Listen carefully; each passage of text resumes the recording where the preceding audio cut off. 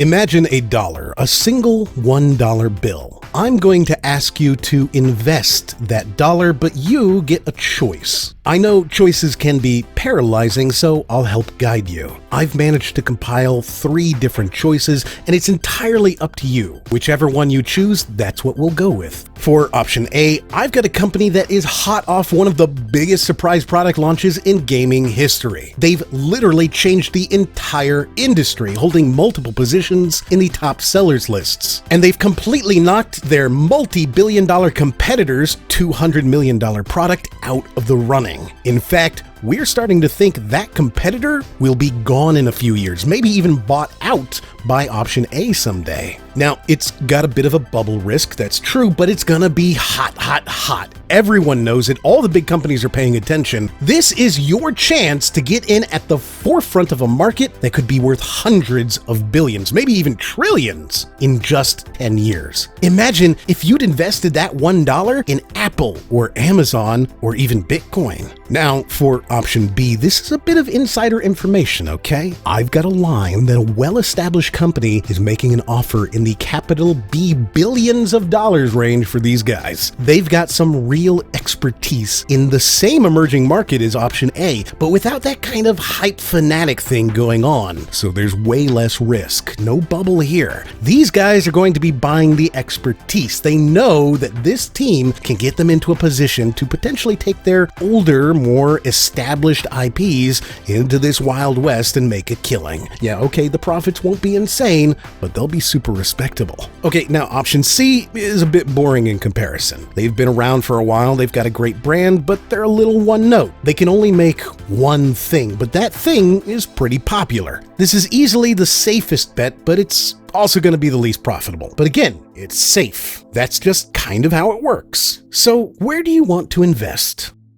While perhaps you've heard of Rovio, you've definitely played their game, Angry Birds. They've released over 40 different versions, spin-offs, limited releases, and promotional versions all over the world. In fact, there are so many versions and so many downloads that it's more likely that you've played an Angry Birds game than that you've eaten at a Taco Bell or visited a Bank of America or flown on Delta. It was a massive success that completely changed the way mobile gaming was viewed. And as you might have imagined from the introduction, the way it was viewed changed a bit over time, but it was always considered to be a safe bet for investors.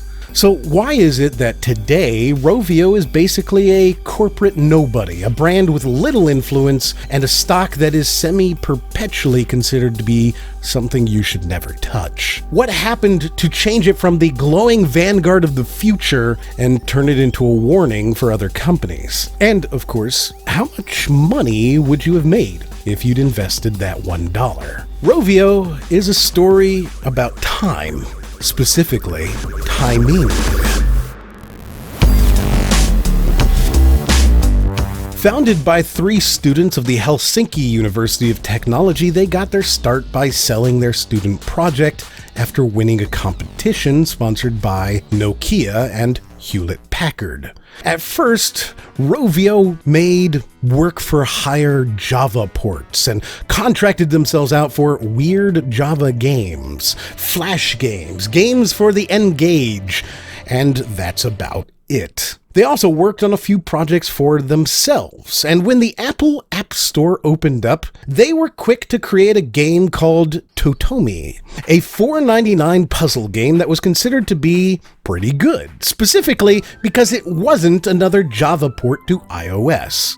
And while it sold poorly, so poorly that it lost Rovio money, it did teach them how to make a game specifically for touchscreen devices. A lot of people tend to forget the days when not every phone was a touchscreen, but when the original iPhone came out, people were still using their Motorola Razors and talking about how no one would use an iPhone because it had a touchscreen. $500 fully subsidized with a plan? I said, that is the most expensive phone in the world, and it doesn't appeal to business customers because it doesn't have a keyboard, which makes it not a very good email machine. In fact, the App Store itself wasn't taken particularly seriously. Why would anyone pay for an app?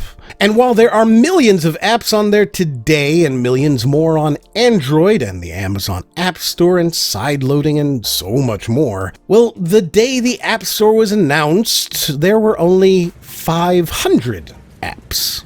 This was very much untested waters. No one knew how to make these products. The top games were weird, and most AAA game companies went into it thinking they could continue to just produce bad ports of Java games for a quick buck, or to tie in and promote a movie, or as a way to increase profits on a brand by releasing a tie-in to their own larger AAA releases. The few companies who went all in and tried to produce mobile gaming that didn't suck, well, those games were making games for consoles and PC and using that kind of mentality to make games for a touchscreen. Rovio, though, they'd made a few games already, not hugely successful, in fact kind of the opposite, but nonetheless, they'd already had experience with the common pitfalls. And they didn't have huge amounts of bureaucracy, there wasn't multiple levels of management to get involved, they could just make something. And if it didn't sell well, that was fine. They could use that in a portfolio to get a work-for-hire project as experienced iOS developers. Something that was, again, very rare. And so it was that 18 months after the release of the App Store, and having released a couple not bad games onto the platform, Rovio released Angry Birds. And it was an instant and verifiable meh.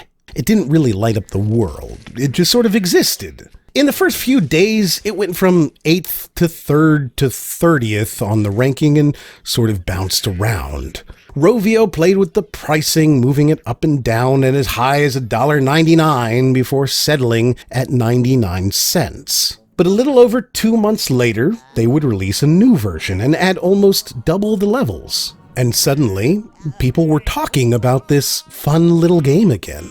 They added leaderboards, they added in more complicated levels, and then a month after that, they released another huge update, including secrets and new birds and even more levels. Then they sold 1 million apps, hit number 1 in the world, and just kind of stayed there for a few years. Angry Birds took number 1 free spot with their light version. Light meaning free, but not full featured. It would include a few levels from the game as a kind of demo to get you to pay 99 cents for the full game. Remember, there wasn't advertising in games yet. This was all new, so the only way to make money was to actually sell the game.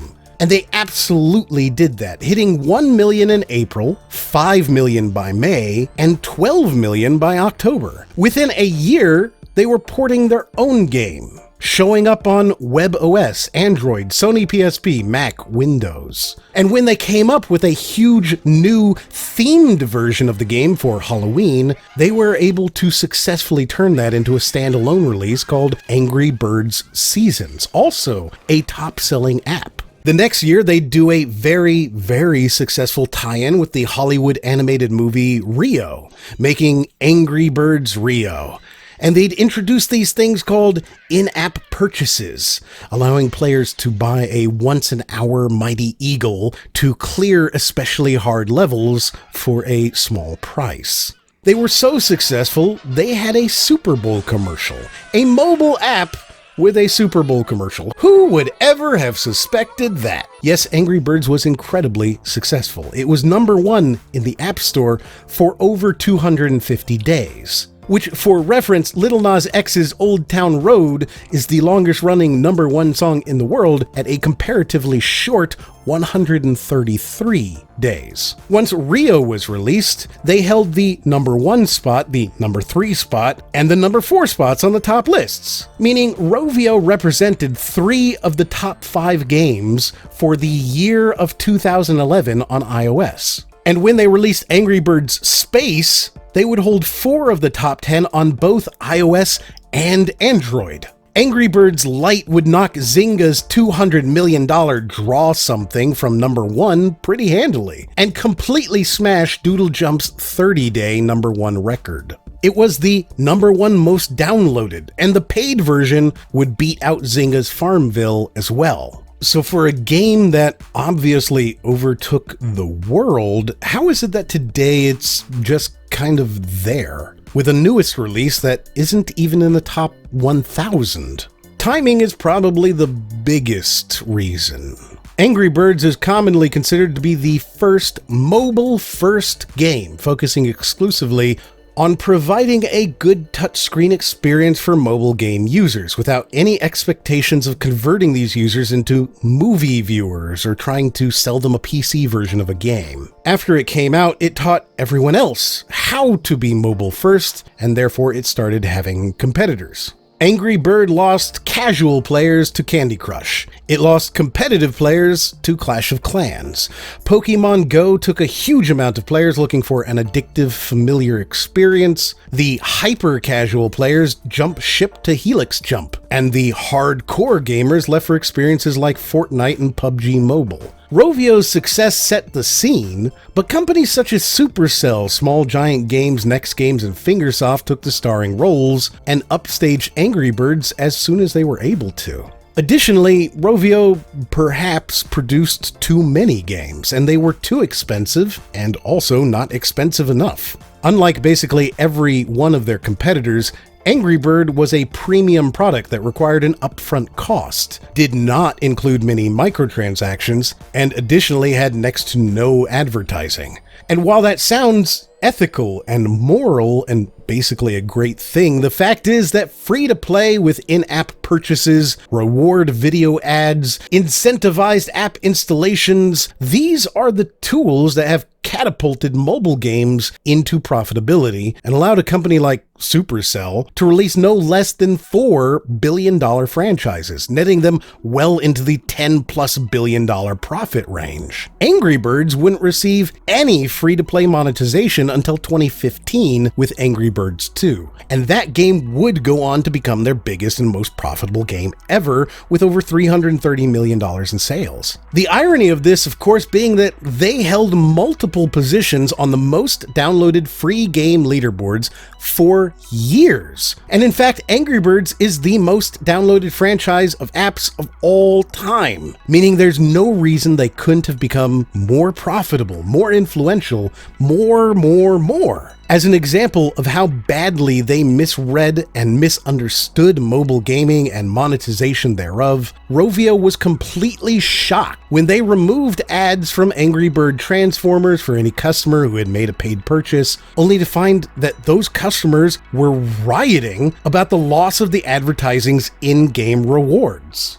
These players wanted to watch ads for progress, but Rovio didn't understand that and removed the ads. Rovio's tried to diversify into other games like Dream Blast, but they've never caught the lightning again, only managing to cannibalize their other games to direct traffic and users to the new ones. It's incredibly telling that for the past several years, Rovio has managed to produce almost identical amounts of revenue, but they keep making less and less profit because they have to keep spending so much money to get new users. User acquisition is an expensive part of any mobile game, any media really. It's marketing, advertising, getting people to actually try your game. And these are not small costs by any means whatsoever. In many ways, it's surprising how these games make any money at all. In 2018, Rovio was commissioning research that showed the average cost of a single install was $3.90 in North America, $6.90 if you wanted them to register an account, and $105.50 for them to make a single in-app purchase. They make about $1.70 per user, so that tells you how infrequently someone is willing to pay for an in-app purchase, and also how much they rely on you searching Angry Birds in the App Store and installing it on your own, rather than them having to advertise to you. This is the so-called whale problem in mobile gaming. And a fun number for you to understand is the top 10% of mobile gamers generate 90% of the revenue. The top 1% generates 58% of the revenue. For most games, the average whale represents $70.30 every 90 days. But Angry Birds cost 99 cents and removed ads once you paid. They were inflexible and frankly too ethical to be at the same levels of profitability as some of the less moral companies willing to simply be obnoxiously expensive, addictive, and manipulative. This is just one part of the problem, though, and barely half of it at that. Rovio also grew really fast. They were the equivalent of a YouTuber waking up overnight to 100 million subscribers. They needed to scale quickly. They needed to continue producing products,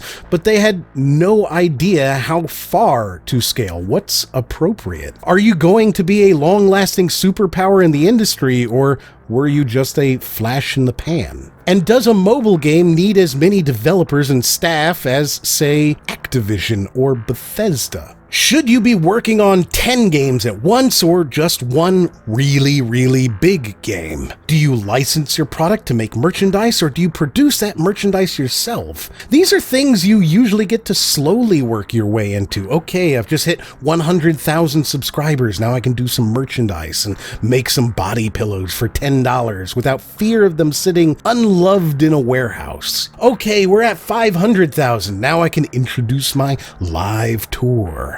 Hey, 2 million, great. Now I can introduce my paid web show, etc. When you suddenly have 100 million overnight with no gradual lead up, well, do you need all of that?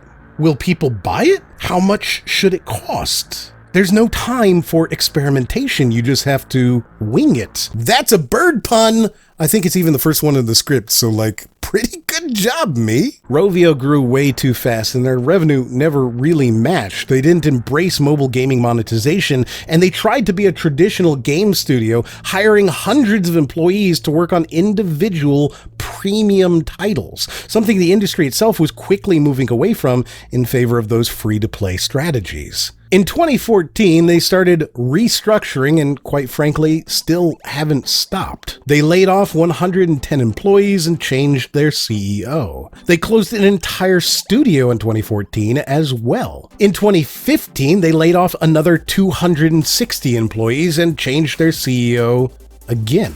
In 2017, they would lay off another 35 employees and even sell one of their divisions. They didn't change CEOs, but they did change chairmen, so I think it still counts. In 2018, they shut down another studio. It's a long several years of removing the bloat they'd introduced during the first years of insane profitability, primarily thanks to their first-to-market timing. And of course, we have to talk about animation. Rovio purchased an entire animation company, Combo, in order to produce Angry Birds television shows and cartoons. And eventually, the Angry Birds movies. Yes, 2 of them if you don't remember. They were the first mobile game to have a Hollywood movie. In fact, other than if you consider Pokemon a mobile game, they might be the only mobile game movie ever from Hollywood. And they produced entirely in-house through their own animation company headed up by their former CEO. But that division that they sold in 2017, that was the animation division sold to Sony. And this is the part where I don't surprise you at all when I say that Rovio thought that they could be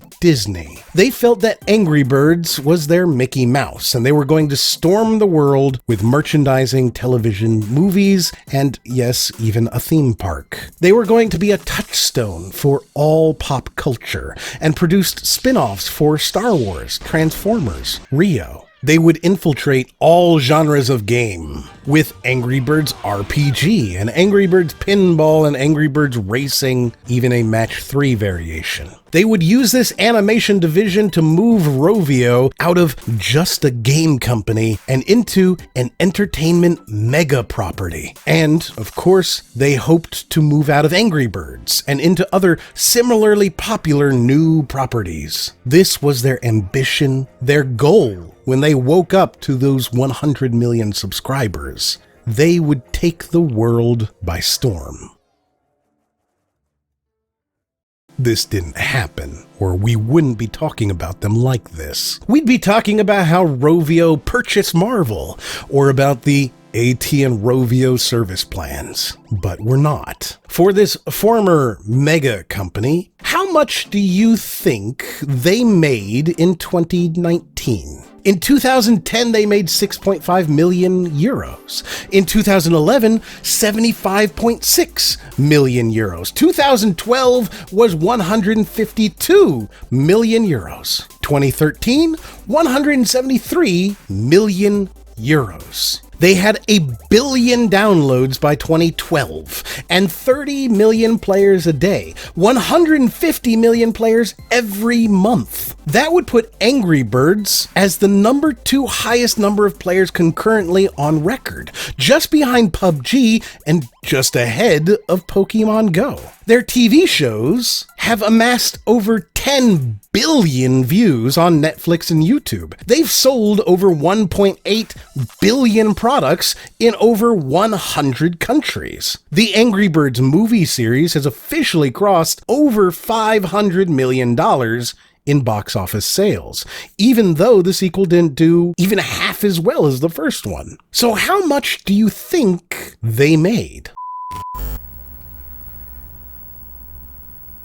In Q4 of 2019, Rovio made 200,000 euros in profit. They made over $71.6 million in revenue in Q4 and only 200,000 euros in profit. That's 0.3% profit. If you gave them $1 today, then they would have given you $1 back. You'd have to give them $10 to see 3 cents on the return. But this isn't the investment I mentioned earlier. No, we'll get to that very soon. Rovio's profits are down 97% this year. They were down 57.5% last year. And they've been down some percent basically every single year since 2013, primarily thanks to their Disney-like ambitions. For example, the primary cause of their biggest losses this year? They've been putting money into a new project called Hatch Gaming, which, and stop me if you've heard of 15 different services exactly like it, aims to be the Netflix of gaming, allowing you to pay them a monthly fee to stream games directly to your devices without any downloads or special software. Sure sounds identical to about 30 different startups, Google Stadia, Nvidia, GeForce Now, PlayStation Now, Xbox Game Pass, and I won't go on because I will forget something important. People will yell at me in the comments for literally years about it. But they want to be Disney, so they need a theme park and a streaming platform and an animation studio and movies and Netflix deals and YouTube channels and lots of merchandise. They couldn't show you an ad or allow you to buy a bunch of microtransactions, but they're completely fine inundating you with plushies. It's not surprising, therefore, that Rovio admits over half of their staff was not working on any sort of game at all, just other entertainment or merchandising properties, licensing out the Angry Birds name and design for a 6% return on the license. Following that, it's also not surprising that Angry Birds was number 6 on the Apple App Store in 2013 and has never been on the leaderboard since. They stopped making games that people cared about. They stopped making profitable games, and they stopped caring about making games. They tried to become Disney, and they failed. Rovio was completely unable to diversify. They are a reasonably competent company with a single strong property that they were able to exploit but never replicate. They wanted to be Disney 2.0, but instead they simply became the Angry Birds company. Ironically, the one thing they seem to have tried so hard to get away from, but which has been their only successful creation. So let's talk about that investment. Which option did you choose, A, B, or C? If you chose A, then you would have bought into Rovio at the hypothetical IPO price immediately after their success with Angry Birds, Seasons, and Rio. At the time, the world believed that Rovio was worth around $9 billion. And so had they IPO'd in 2011, your $1 would have netted you 1/9 billionth of the company. If you chose B, then you would have been part of the proposed acquisition of Rovio by Zynga, who offered them $2.3 billion.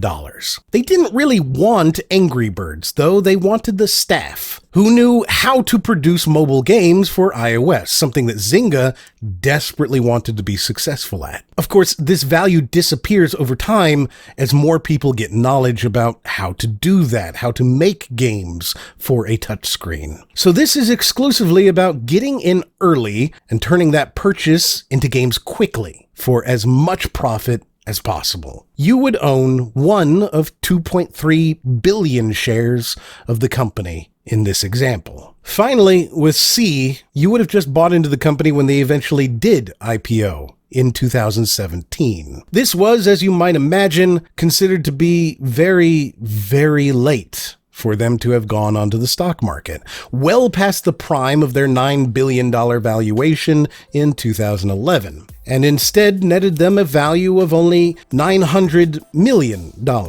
Your $1 here would, as you imagine, have given you 1/900 millionth of the company, 1/10 of their potential IPO. So, which one would have been the smartest investment? Well, A, obviously not. If you'd bought in at the $9 billion price, you'd get 3 cents back today.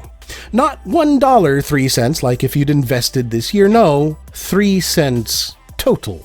If you chose B, well, you're not much better off. Zynga would own a company today worth 13 cents on the dollar. And if you chose C, well, sadly, you're still not well off. For your $1 in their IPO, you'd get just about 36 cents back. Unfortunately, no matter when you invested in Rovio, they were always going to lose you money. If you were an early investor before Angry Birds, you could only be angry today as you realize that not only are they 97% less profitable this year than last, they'd also lost you 97% of the investment potential. If they'd IPO'd in 2011 or even sold to Zynga, you'd be dozens of times wealthier than trusting them to continue leading themselves. The question of how much is just about timing. With all things Rovio, it's all about timing. Thank you for watching. Please consider sharing this video if you found it interesting, but feel free not to. If you'd like to watch another video, you can click on one in the corner right now. And as always, we'll see you on the next one.